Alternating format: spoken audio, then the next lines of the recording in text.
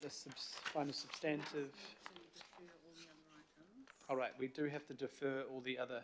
How do I do that? We could do it in a block, Chair, so we could do items 9 to 12 and items 14 and 15 as a block if you'd like to move. Okay, thank you. Those. So I can. You just move and second that we will defer those and we'll deal with them in the minutes. So due to the emergency, at the state of emergency, we will move to defer many of the other items. They will be listed to the next committee on March the 2nd. Anyone like to second? Councillor I'm happy Baker? to second. Oh, Andy beat you to it. Councillor Fletcher, sorry about that. All those in favour? Anyone opposed? Thank you. And we'll go to the item 13 now. Where am I?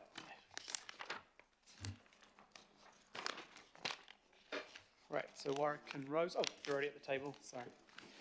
Thank you. You've got a presentation or statement coming on item 13. This is our submission into the inquiry to the 2022 local elections. So just being clear, and I'm sure staff will make it clear, this is our submission about the last elections. We're going to comment some of the future, but this isn't our decisions of exactly what's going to happen in the next election. So just that delineation is quite important.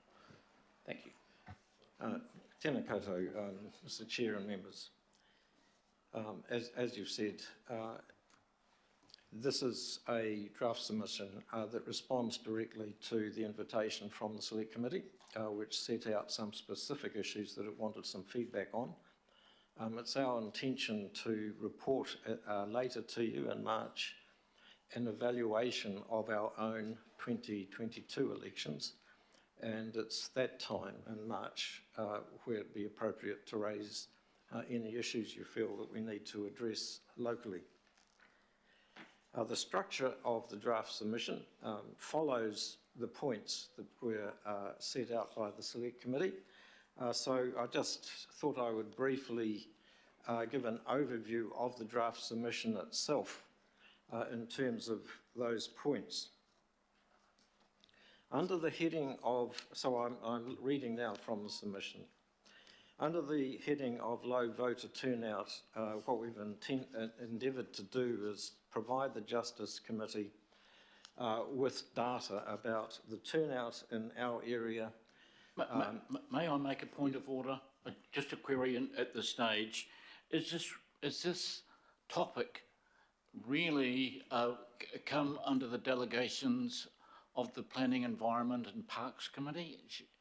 Not I mean, really. You've got a huge, this committee has a huge workload already, let alone getting into, well, elections. I mean... Yeah, no, we can answer that. We would normally report this. We would normally report this to the governing body, but the invitation to make submissions from the Justice Committee came out just before Christmas, and the closing date is the 14th of February, which is next Tuesday. Shall I proceed? Yeah, so if it's in the delegations, if a committee can't sit, another committee of the whole must take it before the... Right. Yeah, Thanks. sorry, I didn't answer that directly. Any committee of the whole can approve a submission.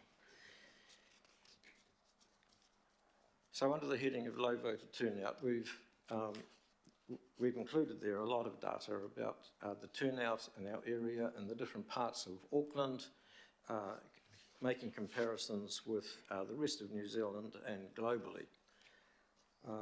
In that context, the turnout here is not an outlier in any sense. Turnout around the world tends to be around the level that is here, but that of course doesn't mean that we shouldn't be concerned and try to raise and encourage the turnout and to encourage more people to vote. A couple of interesting things in those statistics that I'd just note. Firstly, in paragraph 5, we've mentioned the increase in the number of electors at the 2022 elections over the 2019 election. 76,854 is the increase in the number of electors So that at a minimum, that means that there were at least 76,000 people eligible to vote who had never voted in the Auckland area before. They would have either been just coming onto the roll or migrated in from another part of the country perhaps, or even from overseas. They could have been migrants, but that is a large number to get into the system of voting.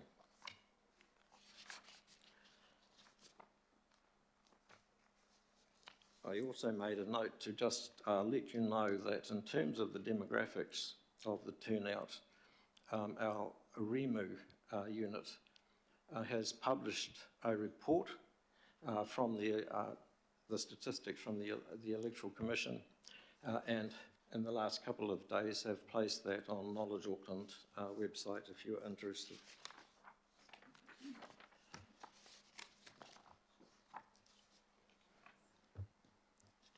There are a couple of paragraphs in our submission which refer to a post-election survey that was conducted, and we thought that the Justice Committee might be interested in the findings from that survey. Basically, the people who didn't vote are telling us that they just didn't know who to vote for. There is then a section about improving voter turnout with some very brief comments on various solutions that have been proposed. Firstly, we note that even to get an increase of 5%, we would need to encourage an additional 57,000 electors to vote. That's a large number. And so to reach 57,000 people, it's not just a matter of putting on a couple more public meetings where 30, 40 people attend at a time. Online voting has been suggested. Personally, I'm a fan of online voting, but at this point in time, the GCSB has recommended that we don't undertake online voting.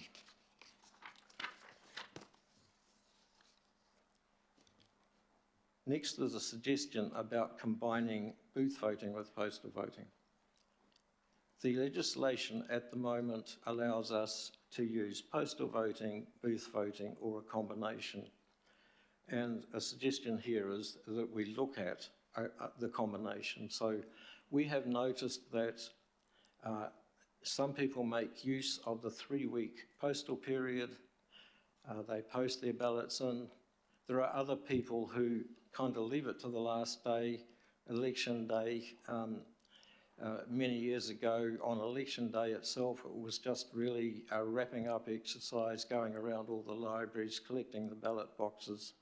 But we've noticed recently, or 2022 elections, that there are people queuing up at our service centres wanting to vote, and voting closes at 12 noon. If we were able to combine postal voting and booth voting, we could have a booth voting on election day itself with election closing at 7 p.m. Another suggestion that we've heard is that local government politics should be more politicised as political parties. I can see the rationale behind that. It's more transparent to voters in terms of what they're voting for. If people stand on party tickets, there's more of a sense of competition. And even now with the parliamentary elections, the polling has started, who's going to get elected. And that sort of excitement builds up and encourages people to come out. But the evidence is not there in those countries which do have local elections politicised. In the UK, the councils are very much party-based, but their turnout is lower than ours. In terms of information about candidates, we've set out for the Justice Committee what we do in terms of providing voters with information about candidates. A comment about compulsory voting. Voting turnout is high in those places which make it compulsory. We don't feel that we should be making a submission to make voting compulsory. That's a major step, and there is a separate independent electoral review panel already looking at changes to our electoral system, and that's something that perhaps, if it is to be looked at, they should raise it. They have had a discussion paper out. It's not even in that as a possibility. Civics education, we've noted, and a lot of the local board feedback is saying that there ought to be more civics education in schools. One of the issues we feel is that people just don't understand local government, don't understand the Auckland Council and what it does. The conclusion in that section is that really there's no magic answer to increasing the turnout, but there are various things that we can do to make the voting experience easier and more pleasurable, if you like, for voters. The next major section is about the provision of election services by private organisations, and there has been a little bit of comment, and I've noticed it on social media, about, it's in a negative sense, about elections being run by private companies. I feel I need to speak to that, and we ought to also make the point to the Select Committee that, or to put it bluntly, Rose and I would not be able to run the elections by ourselves. They happen every 3 years, so you wouldn't resource up with permanent staff just for something that happens every 3 years. You have to contract it out. You have to hire in the resource. And it makes sense to hire those companies which have had the experience and already have the knowledge of the Local Electoral Act. And the companies that I'm talking about are companies that also run elections for iwi, boards of trustees, and private companies. A section on special voting. We did notice some issues in our own area about special voting, and we can go into those issues in more detail in our March report. Out of a total of over 400,000 people who did vote, there were about 6,000 people who lodged a special vote, so it's relatively speaking a low number of people, but having said that, no one should find it frustrating or difficult to cast a vote. And it is a difficult exercise with the postal voting system to visit a centre to cast a special vote with booth voting. If you need to vote outside your area, it's not so hard. You're attending the booth anyway. Provision of ballot papers. There has been some comment publicly about people not getting their voting papers. We believe that the updating of the electoral roll is a major issue. And I've set out a number of bullet points as to why people might not receive ballot papers or might think that they haven't received them. But the key one is really that there's a transience of voters. They move residence and forget to update the electoral roll. The upshot is that the voting papers are sent to the address on the electoral roll. It's their old address. We note there that based on figures on the Electoral Commission's website, we calculate there was probably about 32,000 Auckland elector enrolment update packs were returned as gone no address with the roll update. There's a section about complaint processes, and we do have to recognise that for electors the system is a bit confusing. There are a number of agencies involved. There's the Electoral Commission in terms of the electoral roll. There's the operational side of things, which is run by independent election services. Then there is the responsibilities of the electoral officer, and then it's the council who has the responsibility for rules around election signs and things like that. We believe that we had pretty good communication systems in place between us all. We worked very closely as staff with the electoral officer, and we would refer on to each other complaints where that was appropriate. There's a section about accountability for local elections. We believe the current situation works well until things are changed, whereby we move local elections come under the gambit of the Electoral Commission. I haven't set it out in detail here, but for new councillors, you might not be aware that previously this council has made a more detailed statement on its support for moving local government elections to the Electoral Commission. In terms of postal voting, there's some information in that section about some of the implications here. The postal service is in decline, and NZ Post has noted that. To compensate, we provided 136 ballot boxes in countdown supermarkets and the like. 127,000 votes were deposited through that system. I should note too, though, that the feedback from the Waitemata local board, member Richard Northey has noted that when he first stood for Auckland City Council, booth voting, this was at the time that booth voting was in use, the voter turnout at that time was 9%. Moving away from postal voting to booth voting might not solve the turnout problem. In terms of feedback on the age of eligible voters, the submission as it's drafted states that the council doesn't have a formal position on that, but it sets out some issues which are relevant to the local government situation. One is the roll situation. When we run our elections, we use the parliamentary roll. It's the role of those electors on the parliamentary roll who are in our area.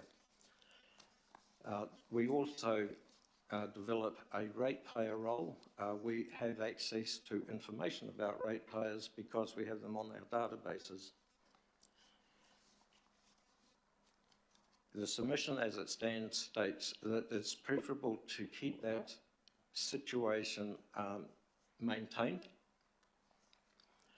It could become quite difficult to maintain a separate electoral roll for local government. Another issue which might be in front of people when they're thinking about lowering the age of voting in terms of local government is that our elections include the election of licensing trust members. And we just make the point there that that shouldn't really disenfranchise 16-year-olds if you want to take a position about lowering the age to 16. And finally, we just note that we have a youth advisory panel. The lower age limit to be on the youth advisory panel is 14. To date, the youngest has been 15. The comment that was given to me from those who work with the youth advisory panel is they all make very well thought out contributions into the advice that they provide to Auckland Council. There are some additional issues that we have included in here to raise with the Select Committee. One is to do with increasing the candidate deposit for those who wish to stand for the position of Mayor. And that's just out of a sense of anxiousness, actually, when the elections are underway. What if one of the candidates for Mayor is found to be actually not qualified? Under the legislation, if that happens prior to election day, the whole election for Mayor has to be run again. So this is a risk issue. And one way of mitigating against that risk, noting that there were 23 candidates for the position of Mayor, which is only one position, is to increase the deposit. And the suggestion here is to increase it from $200 to $500.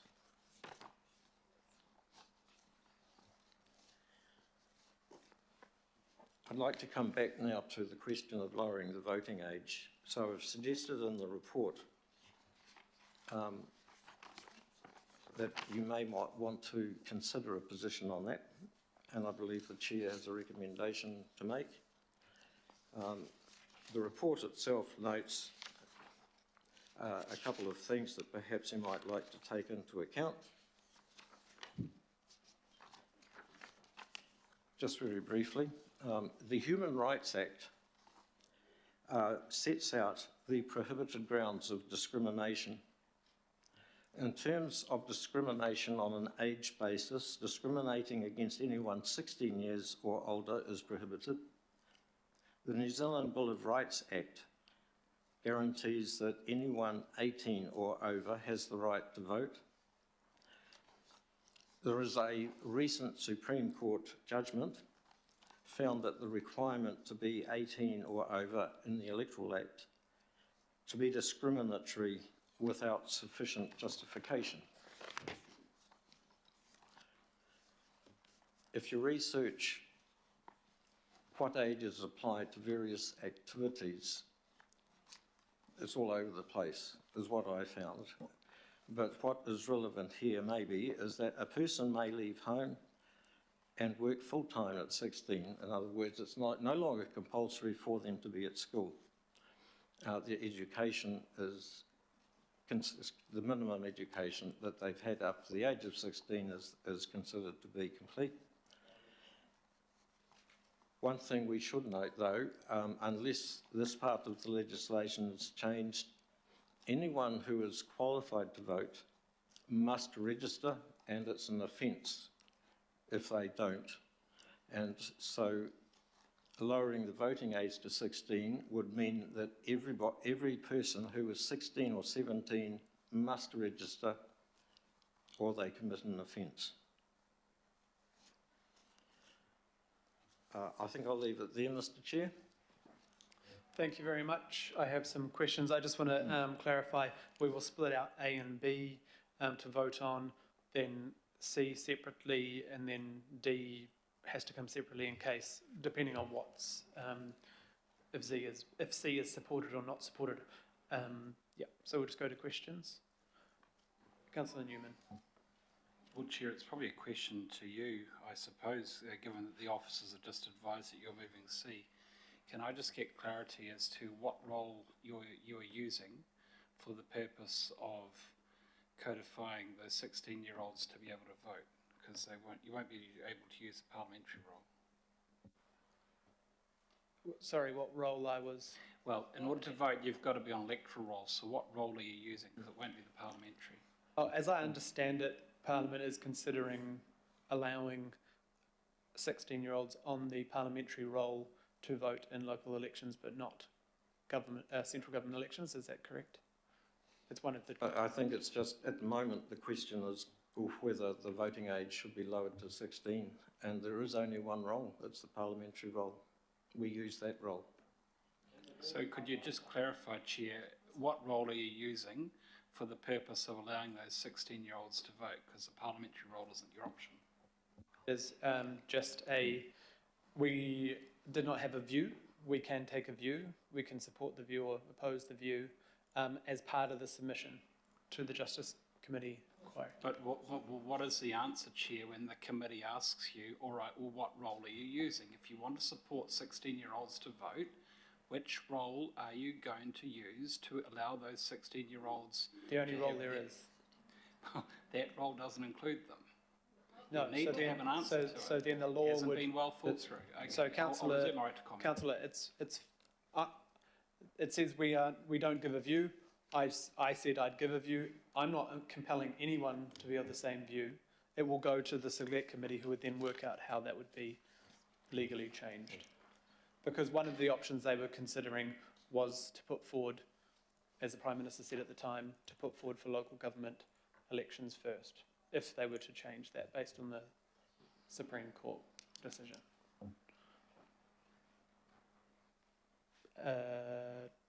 Councillor Turner. Did you have a comment to make, sorry, there, Warwick, on? No, Oh. no, but if it was just for, it'd be interesting to know whether people had in mind that each council would have its own register of 16 and 17-year-olds, or whether it was kept centrally by the Electoral Commission but used by local government. It's kind of it's a tricky situation. There are a few questions around just making it available for local government. Absolutely, and we don't have the powers to change it. It's just a suggestion we'd support it happening. I don't think I'm suggesting we'd do it as our own council. It's just the comment in the report says we don't have a view, so I decided to put forward a view, but we don't have to support that view. Councillor Turner? Thank you. Just going back down to basics again. First of all, there's 3 attachments here, and now I can't download the actual submission that I saw there the other day. I've only got the feedback from some of the local boards. But just going back to what you have said here, I was really impressed. Thank you very much for your work in most of it. I support there being a polling booth ability at the same time as a postal vote. I really think we have to clean up that nonsense where the voting paper gets sent to the wrong address. In fact, there's a step you missed out there. They send a letter which says, if you didn't get this, please let us know. So, that's This is a bit weird. yeah. But what I am concerned about is just your 100 and whatever it was polling boxes for. You also had several places where there was special polling booths run at private places. And in some lucky places, they got a chocolate fish if they turned up. I applied, I can show you all the evidence here. I've emailed once. I applied to have one of those places myself at my own commercial premises because I'm in a place out, not in the centre of anywhere. I emailed and ended up ringing election services, and they told me that they had to put me on to council's election people. I got the email trail here. No one ever replied to me. So I'd like to see some equity in how this all sorts out too. So it's in our attempts to encourage new voters, or more voters, we're tending to get it very loose out there in the community. So I'd make that comment. Councillor Turner, very good point, and I asked a couple of similar questions in the pre-agenda, but what you're actually talking about and what I was talking about will be considered at the governing body in March, which will be the how we structure the next election, how we can make it better, all those types of things. So that will be coming to governing body in next March, not this March. This March. Oh, March 2023. Oh, I thought it was next year. Okay, so quite soon. So this is more about what happened this time and what we want to tell the government about. Rather than the process next time. Yeah, and how we can improve that. Okay. Is that my understanding, that these two things are quite separate? Okay, so. Talking about age change and all that work was last time. Pardon? Maybe it's Why are we talking about age change and all that if we're only doing about what happened last time? talking about submission. We're talking about our submission to the select committee. What Councillor Turner was talking about was how council runs and should run the next election from a council point of view. I can see the relevance of it. Councillor, oh, sorry.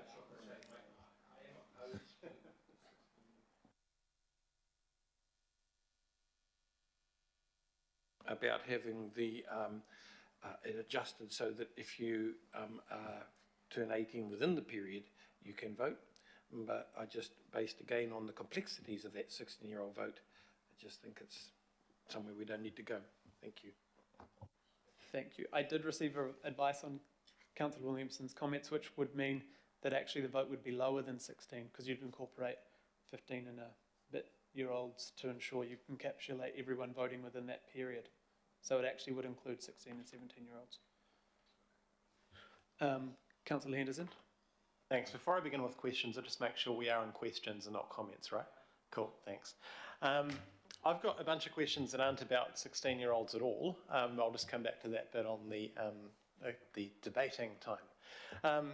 Did we consider the ratepayer role? That seems to be an egregious breach of a one person, one vote principle.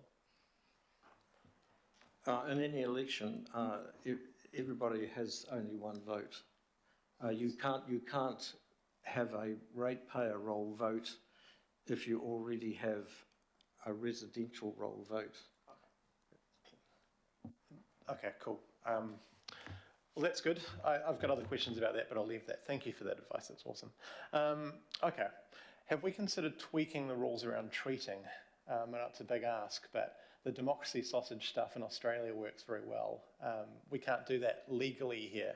Can we do anything about that? Have we had a look at it?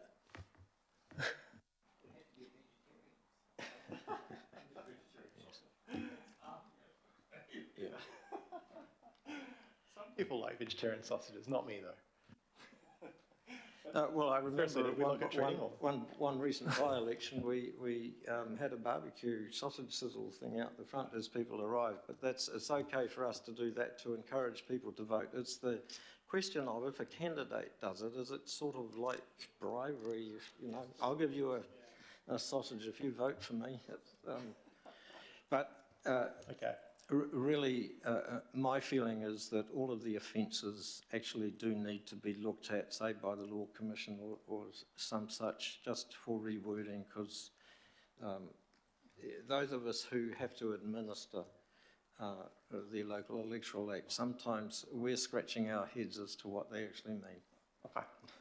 Last question, maybe they're all serious, but this one might be a bit more serious than the previous two. Did we turn our thoughts to the recount procedure?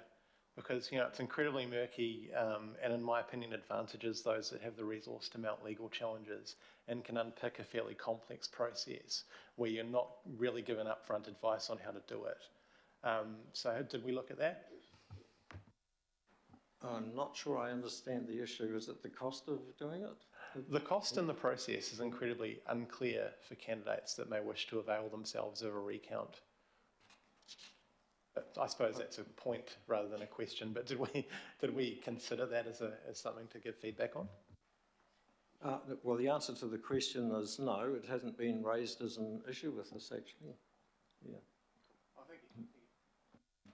Thank you, Councillor. Councillor Leone. Kia ora, thank you very much for the kōrero. I just wanted to ask around the data that you've collated with regard to the special votes and, you know, I'm just wondering, have you actually got some data around people that we're still waiting in line that we're not able to vote at those voting places?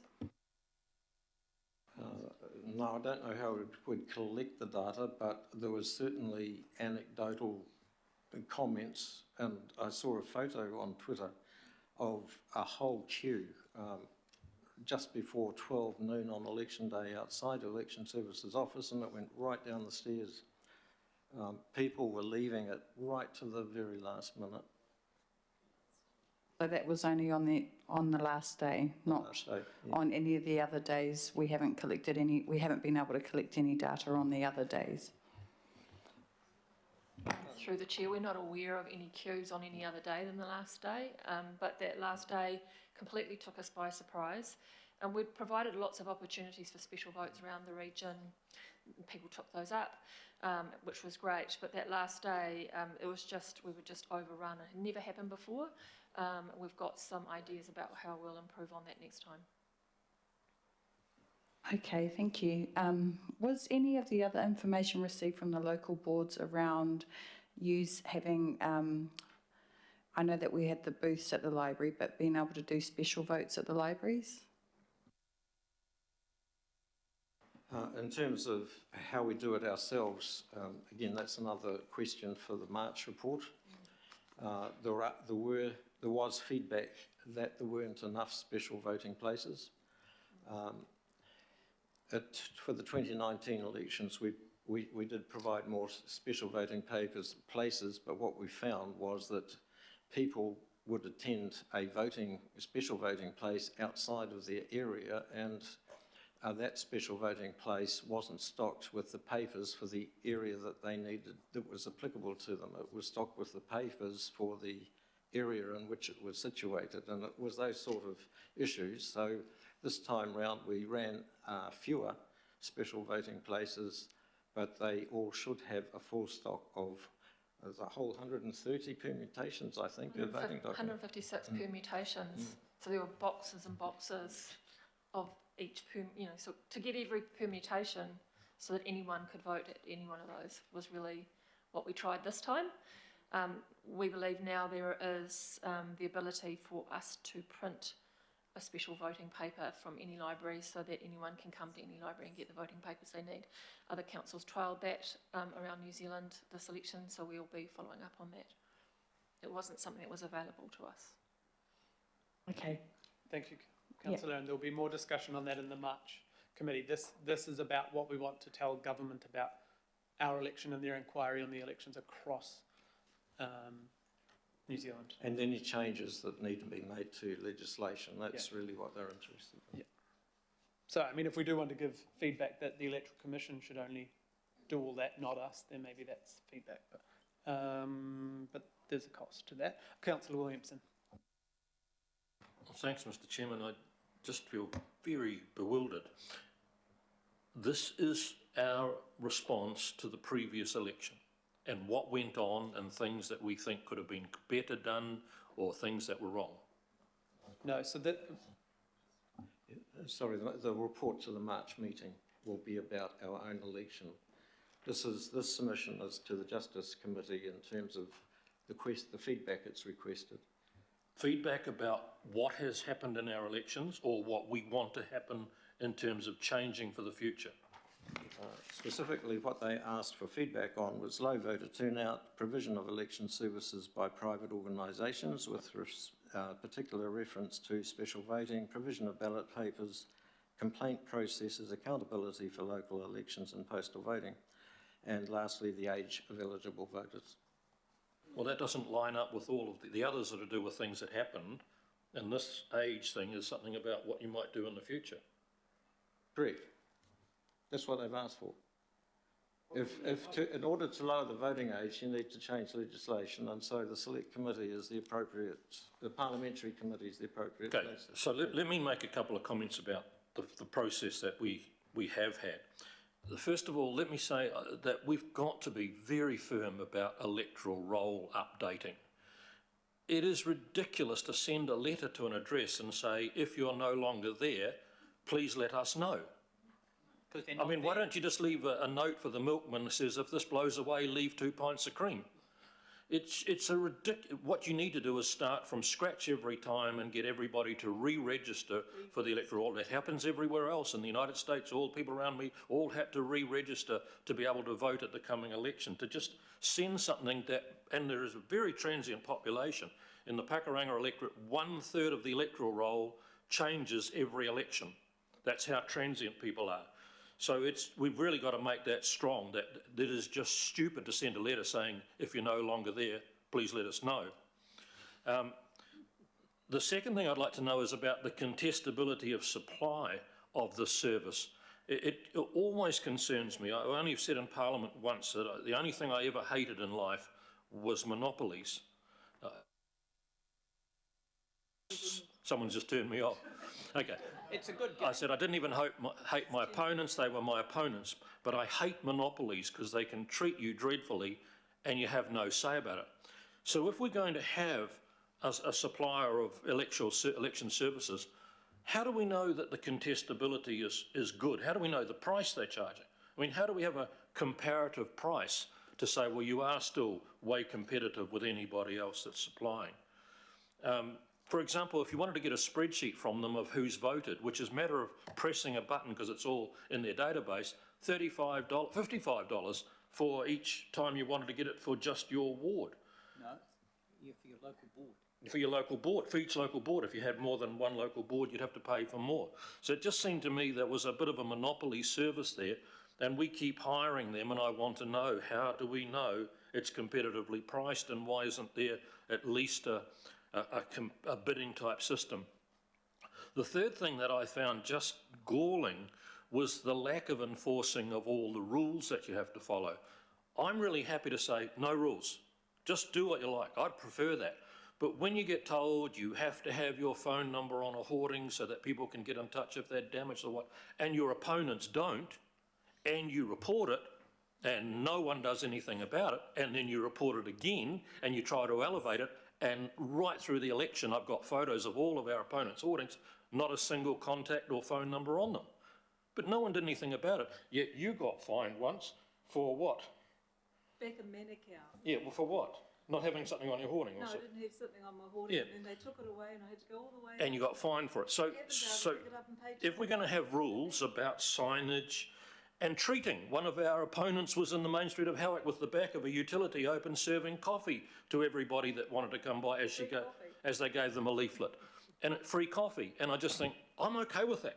But then you say, well, hang on, if there's treating laws, you're not allowed to do that. And I just think we need to get that a lot tidier. Get rid of the rules altogether or have some rules and enforce them. I also don't think anybody should be too worried about low voter turnout. That's a choice. In the United States, the voter turnout is very low, except when you get to the 2020 election when they didn't like the current president and the voter turnout went through the roof because people chose to vote. And it was a massive turnout. It was the biggest turnout that it was. Trump lost and got more votes than any president has ever got in the past, and he got thumped by Biden, so massive turnout. And so if people didn't like what their council was doing, or didn't like you as a particular representative or whatever, I think they'd get out to vote a lot more. And one of the things that I thought, just in regards to abiding by the rules, we put up some core flutes on the fence of a place where one of the property owners, there's 3 units, had said that's okay. The next day we got photos, fortunately, of one of our opponents ripping our core flutes down, which you're not allowed to touch the opponent. You can report them, and putting his up where ours were. And when I asked them, when I faced them up and said, what the hell's going on? He said, we paid for this site from the lady in Unit A. Now, I know from central government elections, you're not allowed to pay for a private residential site for your hoarding. But when I tried to find out, does that apply in local government elections, there was 2 different views. No, well, you're not allowed to, but the law, not sure. So please, please, could we make a really strong demand that some real clarity about what is legal and what isn't, and that there's a proper enforcement and fines and so on, so that everyone plays by the same set of rules. Thank you.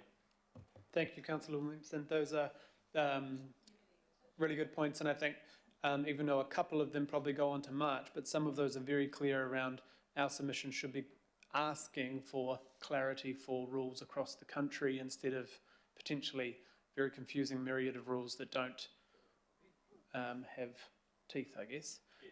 So if we could add that to the submission around those processes which are relevant to the government. Thank you.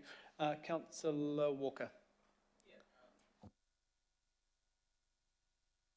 Got a question first around this age of eligible votes as it goes to C. And my question is, when I actually read the submission says something completely different. Under 64, the electoral rolls used for the local election comprise the residential roll and rate power roll. The residential roll uses the parliamentary electoral roll, the rate power, It basically says the age qualification is to be set on the parliamentary roll is set in the Electoral Act 1993 and is entrenched, not set in the Local Electoral Act. The logic that whoever has the right to vote for members of parliament also has the right to vote for members of local government should be retained and so on. So I'm assuming that that's our submission, not C. So I don't see how C fits with what we've actually got in the appendices here. So I have a question around that. As you say, the submission as I have drafted it says the council doesn't have a position on lowering the voting age. C up there is the chair's recommendation. So we'll need to change what's in the submission if C passes. Okay, well, through you, Mr. Chair, when I read this submission, I'm assuming this submission is our stance, and it reads to me that we're actually supportive of the status quo, not otherwise. That's because we've never, so the advice I got was, we don't have a view, so we can either say our view is not having a view, which I didn't think was that sensible, so we can, they've asked us for a view, so currently there's no view on the books. We can put either a we do not support or we do support. So I put forward a chair's rec to support, but that can be voted down or it could be supported, and then that will become part of our substantive submission. Staff couldn't put that in the submission because they have not asked for our view and we have not voted on a view. So we have the opportunity to either support it or oppose it. So I think my further question to this is that if we are going to have some information around this, it needs to be informed.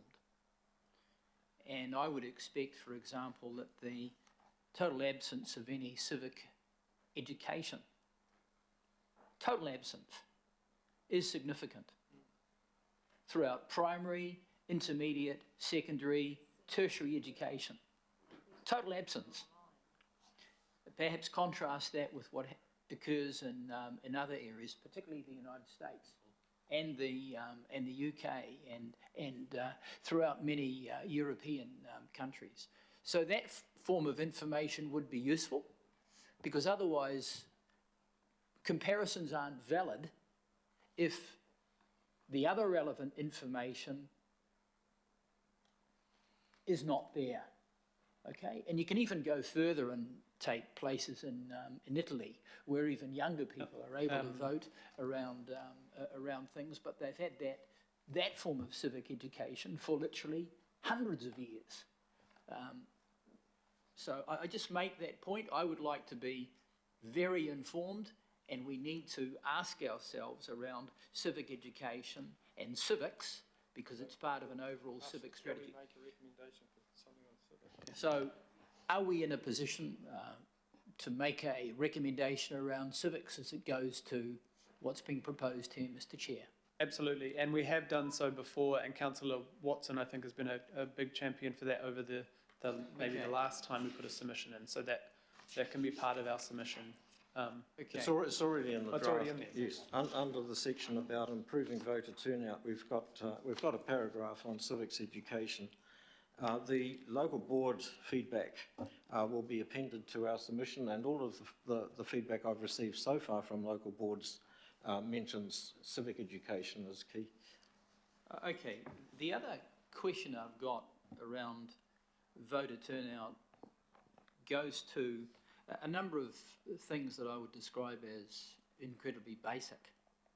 There's already been the issue of the voter roll discussed, and papers going out to locations where the people aren't there. And just by way of question, as far as these booths were concerned in supermarkets and libraries, there was no signage whatever at any of those locations to indicate that there was actually a voting booth there outside that I saw in many locations, certainly at the supermarkets. So thank you, Councillor Walker. That will be more for the March discussion around Auckland Council mechanisms. I'm raising some of these issues right now because if I don't raise these issues by way of question or the like, the officers may not get them. If you went into a supermarket... Councillor Walker, there were signs where I saw them, but we can talk about... I'm speaking to this, Mr. Chair. Councillor Walker, that particular... Through you, Mr. Chair, Councillor... May I have an opportunity to speak, or... You have been speaking for... Point of order, Chair. Point of order. Can I clarify again, are we still in questions or are we in comments? We are in questions. I have been allowing some feedback, but I was just trying to say to Councillor Walker that his points on this are appropriate for March because the Select Committee is not going to be interested in where our signage was placed by council elections team. So that is for March. Okay, well, I'll just rattle off a few quick questions. So, where was the signage in supermarkets to indicate that where the booth was? Where is the facility to protect a voting paper that's delivered from getting wet in a letterbox? Councillor, so it's very, the Select Committee is not going to be interested in these questions. These are These are important points for the March governing body, which will be focused on how we can do our side of the bit better, which is around all those things that you've said. The government isn't involved in those things you're saying. Okay, I thought we had some issues around voter turnout. If you don't get the basics right, you don't do the stuff, you don't get the turnout, end of story. Through the chair, maybe Councillor Walker, if you could just email those questions through to Warwick, because he'll be taking this next report through next month, and he can either address them at the meeting or perhaps through the submission or something like that. Thanks. Thank you, Councillor Walker. I have 3 last questions, and then we'll try and round it up and go straight to some comments if there's any. Member Ashby. Oh, sorry. Thank you. I just had 2 questions, and thank you for the submission. Question 1 is obviously it's a question around the participation rate for Māori voters, and how the proposals outlined in the submission might have suggestions for addressing that or increasing that. And I do note there was some good work from council reaching out to marae and iwi at the time, so more of that. But it's just a question of how you might address that or support it. And the second question is that the report notes that whānau in lower socioeconomic areas are less likely to engage with local government elections. And so again, similar to the first question, what are some suggestions in the framing of this to help address that and for the purposes of your report? Thank you.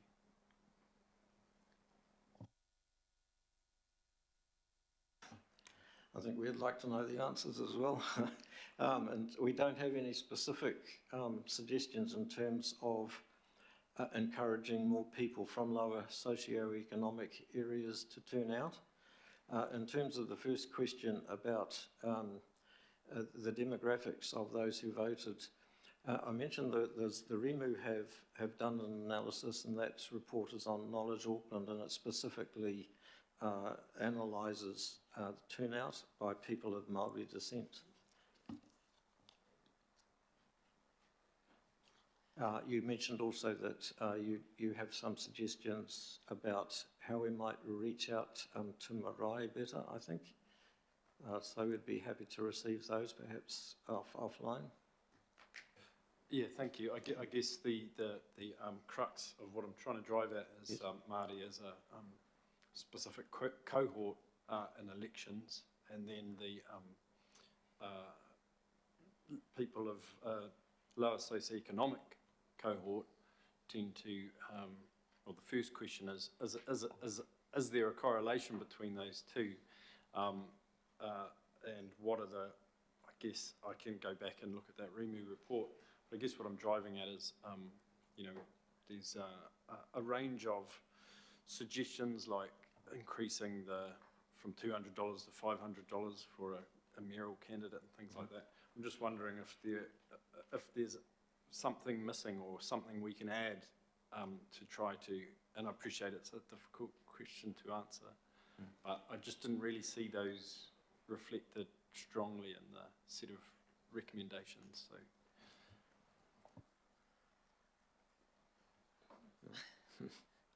Through the chair, but difficult at this late stage. I think I get what you're driving at. We do really try, and what we have done, and we know, and we talk to the Electoral Commission about this, every election is how are we reaching communities that don't, currently vote, and we know that they don't vote.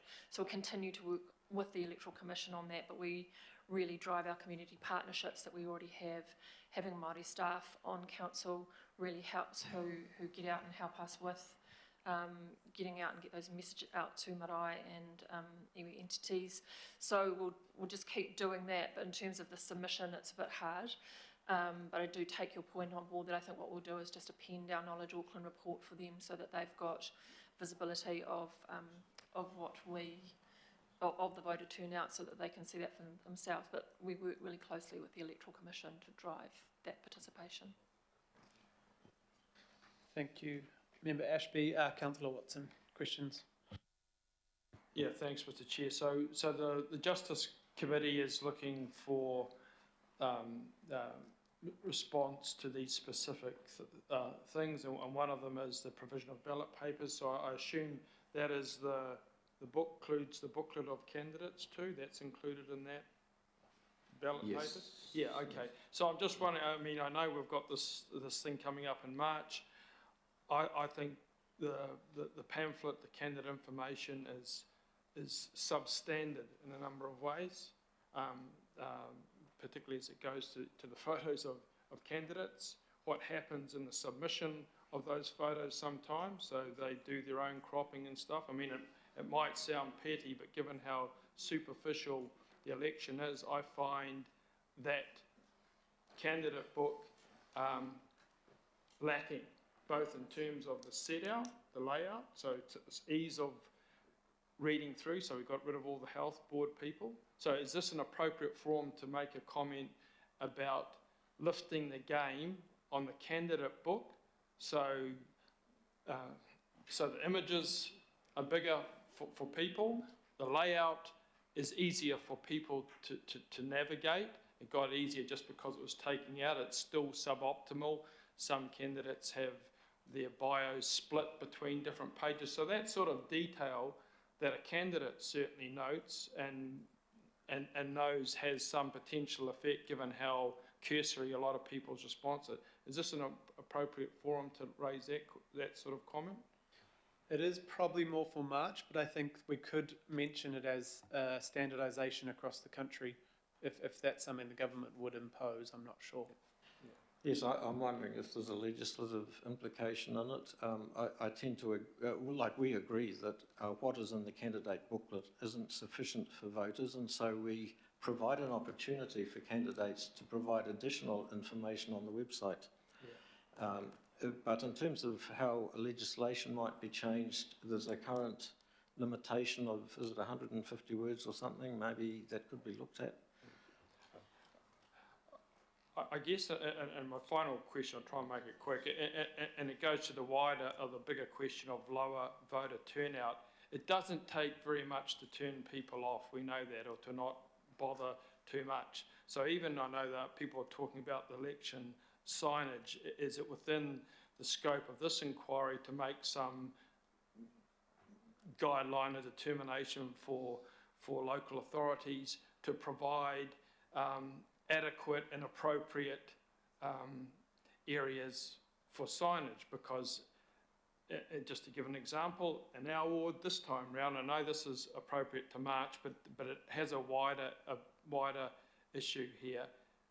They removed, and so big chunks of the Albany ward had their signage areas removed, okay, and not replaced by anything. New candidates who'd put their signs up and didn't have many had to take them down. So they and others were totally absent in that area. So if that works against improving the voter turnout. So I know we'll come back and say, oh yes, we could have had a bit more here, but often it doesn't result in any action come election time, but it actually all contributes to the slower voter turnout because it makes it harder for the candidates. It doesn't publicise or promote people in the community. So it does actually lead into this inquiry, and they perhaps should be making giving some directives rather than just leaving it up. Is it Auckland Transport determines the things or whatever? So that's a question, Mr. Chair, for that. I see Councillor Lee's going to miss his ferry if I don't shut up. So it feeds in. So I'll leave it to March if that's fine, but all particularly when the turnout's 31% or whatever it is. I think it is. I think everything you said contributes to a broader question around would government sort of, I don't know, expectations for every area or a level of, standardisation, would that help? It might go backwards, you don't know, but every council does it differently, and if there was a standard that you knew that there had to be this many places for people, or a certain amount of access, or if there was a specific place. Yeah, so I think it's probably more for March, but there is definitely questions in there around access to information and clarity for people. Just a comment, it is more for March, so I don't want to really open the door on this, but in terms of our own situation, there are road reserve sites and there are park sites, and the authority for parks as local boards.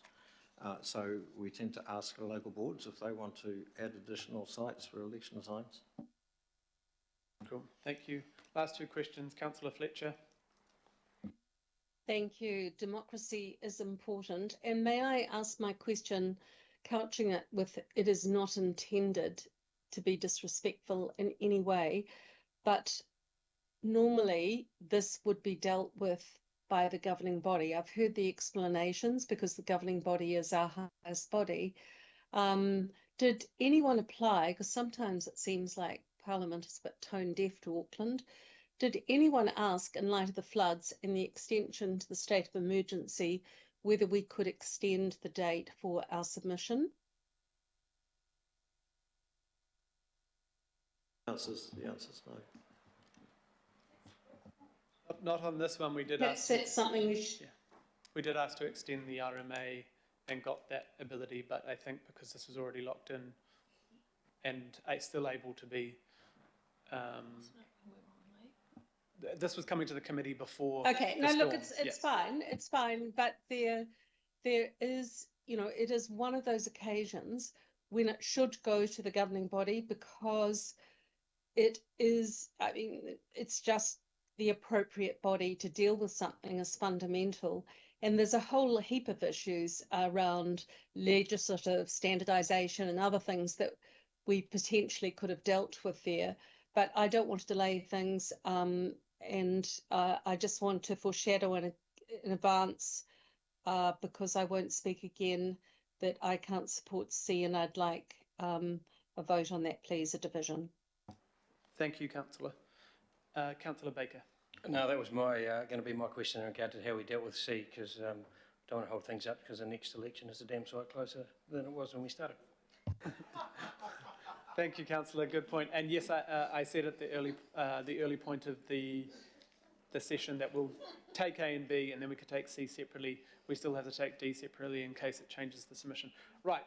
We will ask for our officers to step back, and we will go into brief comment if you feel you have comment. But if you've already said your piece in the questions, which many of us have, that'd be good. So, Councillor Newman. Councillor Henderson. Thank you. I do have a couple of brief comments. I'm planning to support C, and I'm really proud to second it. The principle here is no taxation without representation. We discussed this yesterday, and I think it does apply here. Another principle is, yeah, I didn't interrupt you. They are the most impacted by decisions that we make around this table today. You know, we talk about climate change, we talk about big infrastructure that's going to be there long after we all go away. The 16-year-olds have the most skin in the game of anyone. So I don't know why we don't give them more of a say. You know, because the arguments that I hear opposing this, I've never actually heard a good one yet, frankly. Arguments about cognitive differences, they don't wash with me at all. We don't test voters on their cognition. Not by age. We don't test whether someone has dementia or something like that. We just allow them to vote so long as they're above a certain age. We don't test voters on their knowledge of the council or the candidates or how anything works around here. We just allow them to vote. You know, we don't restrict votes on civic education above the age of 18 either. We don't give people worthy voter tests. We just allow them to vote. And so on a principle that 16 and 17-year-olds have the most skin in the game here out of anyone, I think it would be just and right for us to lead on this issue, actually, jump in front of Parliament and do it. And I'm really proud that we're having this discussion, and I thank you for raising it, Chair. Thank you, Kia ora, Councillor. I think the overall good submission. I do have concerns around the ease of getting special votes, especially if we had the ability for overseas voters to send in the same way they can with general elections. We need that changed. I think there should be more involvement of the Electoral Commission in the role, the advertising, the standardisation across the country, and that would help our teams out. I don't think things like political parties, that's not something anyone can compel anyone can do. Online voting, I know everyone keeps asking for that, but we know there is security issues with that. but there does need to be change. Clearly, in my opinion, the system is still broken. More discussion for March. On the age of 16, it doesn't need to be controversial. I just thought it was important that we had a say. I'm not compelling anyone, or there's no forcing anyone to vote either way. I agree with Councillor Henderson around the impact on 16-year-olds today and what the decisions we're making and who would be voting in.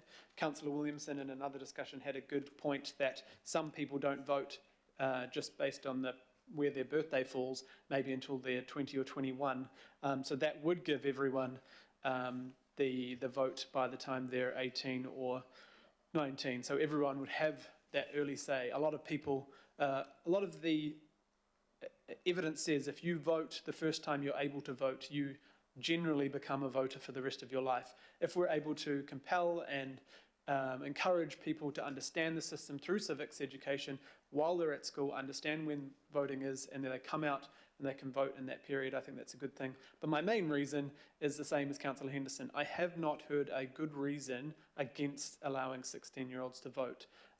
All of them are based on what our assumptions are 16-year-olds know, and we know that there are people of all ages who don't know those things, and we do not measure that. So for the main reason that I can't think of a compelling reason to not support this, I will support it. But there is no shame or dismissal of anyone who votes a different way.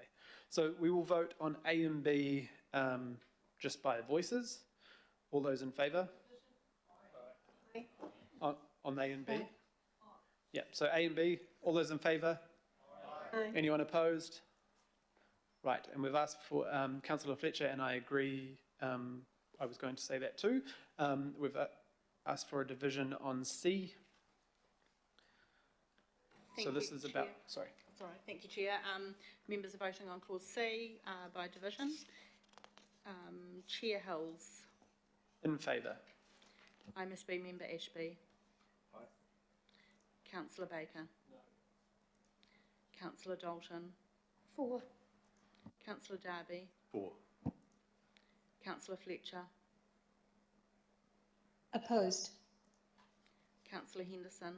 For. Councillor Lee. No. Councillor Leone. For. Councillor Newman. No.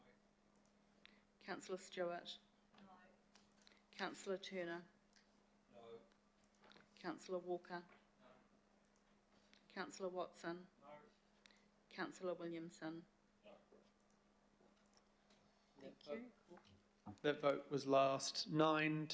So our position at the Justice Committee will be that we do not support allowing 16 to 17-year-olds to vote in local elections. Thank you. And the last vote we had to do separately depending on what C was. So all those in favour? Anyone to oppose? Thank you. That's carried. Just to clarify, Mr Chair, doesn't the submission say that we're just silent on the age thing? We're not. No, but it said we didn't have a view. Now we have a view, which is we don't support it. Right, just the last item, I'll move. Councillor Dalton, Deputy Chair, second. That's just a summary of our Planning and Environment Parks Committee information and briefings. All those in favour? Aye. Anyone opposed? Perfect. Now I declare, I think, the meeting is closed. So unfortunately, yes. So because of the state of local emergency, that'll all, or as much of it as possible, will come to the March 2nd meeting. Yes. Thank you.